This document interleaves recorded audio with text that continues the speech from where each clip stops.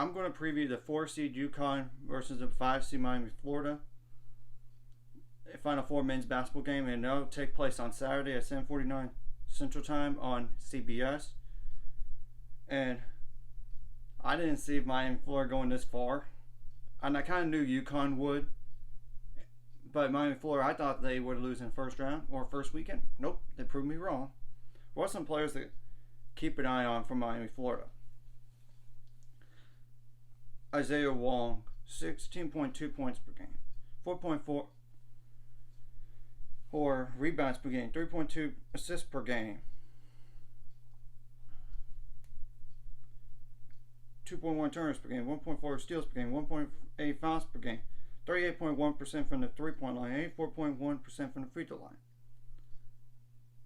Jordan Miller is the next player to keep an eye on, and that's 15.4 points per game, 6.1 rebounds per game, 2.7 assists per game, 1.3 turnovers per game, 1.7 fouls per game, 1.3 steals per game, 35.6% from the 3-point line, 77.9% from the free throw line. Nigel Pack, which I know that name because he was in the Big 12 and he was at Kansas State last year, I believe. 2.7 rebounds per game, 2.4 assists per game, besides 13.8 points per game, 1 steal per game, 1.5 fouls per game, 1.7 turnovers per game, 40.2% from the 3-point line, 88.2% from the free throw line. Norchard Omier, O-M-I-E-R. I apologize if I butchered that last name. 13.3 points per game, 10.1 rebounds per game, 2 turnovers per game, 3 fouls per game, 1.1 steals per game, 1.2 blocks per game, 31.3% from the 3-point line, but that's on 16 attempts, 73.3% from the free throw line. Wuga Poplar is the next player to keep an eye on. 8.7 points per game, 3.3 rebounds per game, 1.1 turnovers per game, 2.2 fouls per game, 1.2 steals per game, 39 for 100 on threes, 86.7% from the free throw line. But that's on 45 attempts. Bensley Joseph is the next player to keep an eye on. 5.2 points per game, 2.1 rebounds per game, 2 assists per game, 1.2 turnovers per game, 1.8 fouls per game, 0.6 steals per game, 69.4% from the free throw line. That's on 49 attempts. 38.4% from the 3-point line on 86 attempts.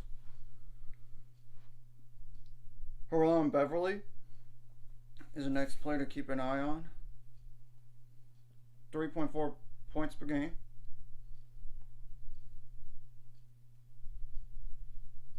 0.8 turnovers per game, 0.6 fouls per game, 30.8% from the 3-point line on 39 attempts, and 24 for 30 on free throws, which is 80%. So that's the numbers you need to know. And the last player I'm going to probably mention is Anthony Walker. 2.9 points per game, 0.8 fouls per game, 3 for 23 on threes, 13%, 14 for 22 on free throws, which is 63.6%. I'm pretty sure the only other player that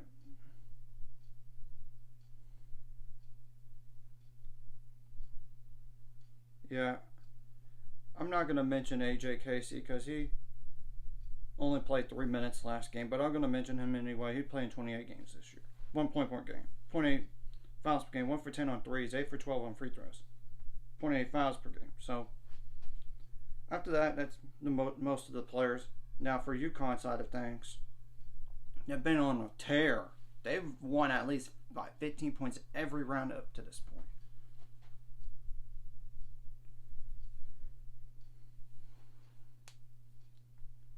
Adama Sanago is the first player to keep an eye on. 17.1 points per game, 10.5 rebounds per game, 0.7 steals per game, 1.8 blocks per game, 1.9 turnovers per game,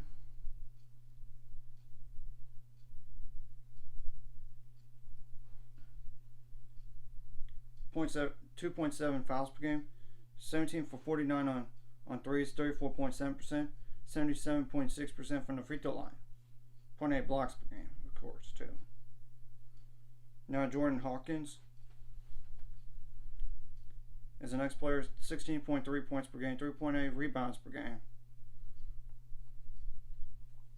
0.7 steals per game, 2.3 fouls per game, 1.4 turnovers per game, 38.5% from the three-point line on 270 attempts, and 88.6% from the free throw line, besides 0.7 steals per game. Tristan Newton is the next player to keep an eye on. Yes, he's not a double-digit scorer, but 9.9 points per game, 4.3 rebounds per game, 4.6 assists per game,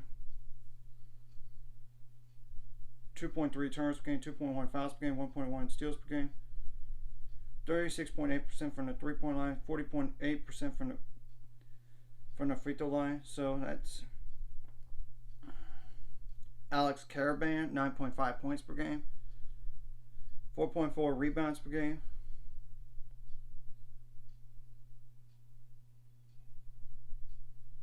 0.6 blocks per game, 2.5 fouls per game, 1.1 turnovers per game, 40.6% from the three-point line, and 83.7% from the free throw line. So Donovan Clingan is the next player to keep an eye on.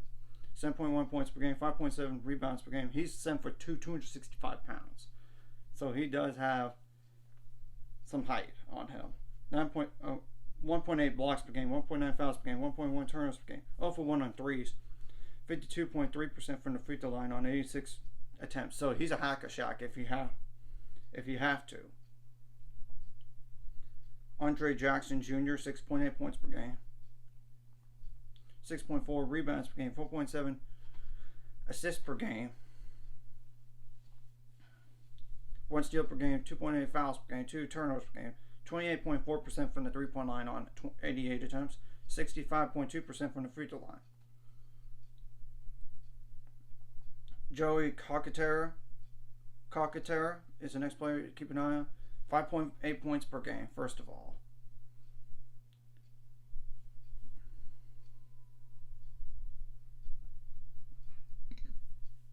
.8 turnovers per game, 1 foul per game, 0.6 steals per game, 43.9% from the three-point line, 88.5% from the free throw line. That's the main players to keep an eye on so far. But there's two more. Naheem Aleyne, Alleyne. I apologize if I butchered that last name. 5.1 points per game, 33% from the three-point line on 97 attempts, 86.2% from the free throw line on 29 attempts, 1.5 fouls per game, 0.6 turnovers per game. And the last player to keep an eye on is Hassan Daria, 2.2 points per game. I know that's insignificant, but he plays. Some. And that's the only reason why I'm mentioning him, but not a ton. 0.8 steals per game, 1.3 fouls per game, 1.1 turnovers per game, 10 for 37 on threes, which is 18.9%, and 51.4% from the free throw line on 37 attempts. So, obviously, you need to limit your foul trouble as much as possible. You got to get to the free throw line and, of course, make your free throws count. Of course, you want to limit those at the same time. Of course, contain the shooters, contain the slashers. You got to take care of the ball. You got to rebound on both ends. In order to get some second chance points while eliminating those second chance points. Of course, you got to get some fast break points, transition. Of course, from three and from the paint, you got to limit those as much as possible. Of course, you got to make the other team uncomfortable. On defense, you got to make adjustments on the fly on both ends. And I know UConn's not been in a tight game before, so in this tournament, so I just wonder how are they going to be ready for potentially a 40-minute game and not like a blowout. They haven't had that since the since the Big East tournament semifinal, because they dominated everybody up to this point by at least 15 points in the NCAA tournament here. 24 points against Iona, 15 points against St. Mary's, and that's the closest game right there. Everything else is 23 or 28 points.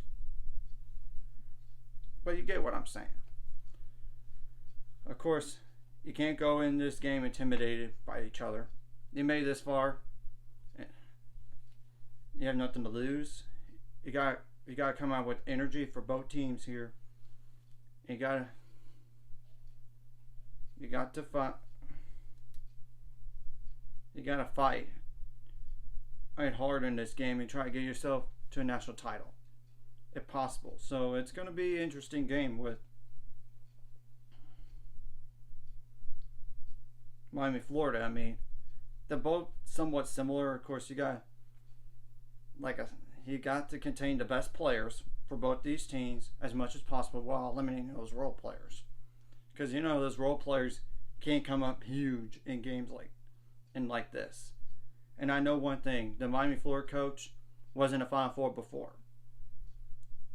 with George Mason back in 06. So he's not gonna let this opportunity slip away again. And I know UConn, every time they've been to the Final Four, they've won a national title. But it's not a guarantee by any means for anybody, because it's this March Madness we're talking about. And it's going to be a fun battle. I mean, really, really fun battle between two solid teams and two Final Four teams here. And I knew UConn would make it this far. I knew they would. Miami, Florida, not so much, but they proved me wrong. We'll have to wait and see what happens. Anyways, if you like this content, hit like and subscribe, and see you guys later. 5 subscribers, we're on the road to it. Let's go.